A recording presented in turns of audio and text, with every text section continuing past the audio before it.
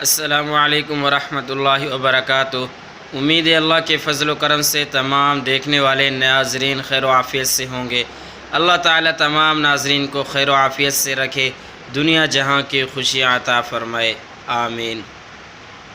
اپنی پیاری دعاؤں میں بندہ ناچیز کو بھی یاد رکھا کریں۔ آج کا ہمارا موضوع ہے اذان کے وقت یہ کام کر لے، انشاءاللہ اللہ تعالیٰ آپ کو دولت دے دیں گے۔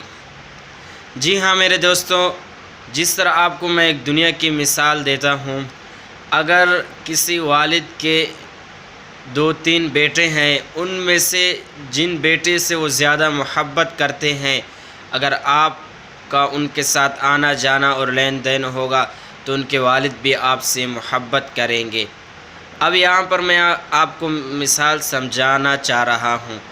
اگر آپ اللہ تعالیٰ کے بتائے ہوئے احکامات سے محبت کریں گے، پیروی کریں گے، اللہ تعالیٰ بھی آپ سے محبت کریں گے، کیونکہ جب اذان ہو رہی ہوتی ہے بہت ہی قیمتی کلمات کہے جا رہے ہوتے ہیں، تو اس وقت آپ اگر یہ کام کر لیں گے، انشاءاللہ اللہ کے حکم سے اللہ تعالیٰ آپ کو دولت دیں گے اور مالا مال کر دیں گے۔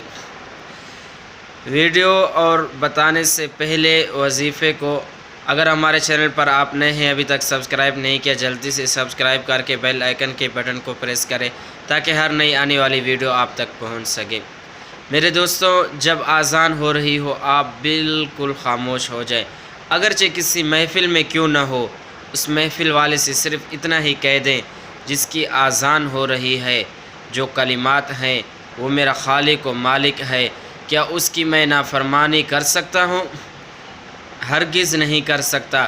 جب اذان ہو رہی ہو آپ بالکل خاموشی سے اذان سنیں، اذان کے ساتھ وہی کلمات دہراتے جائیں، حی علی الصلاۃ، حی علی الفلاح جب کہا جا رہا ہو اس کے جواب میں لا حول ولا قوت الا باللہ کہے، اور اذان ختم ہونے کے بعد درود پاک ایک بار، اور جو دعا ہے اذان ختم ہونے کے بعد پڑھی جاتی ہے، اللہم رب هذه الدعوة التامة والصلاة القائمة آت محمدا الوسيلة والفضيلة وابعثه مقاما محمودا الذي وعدته انك لا تخلف الميعاد۔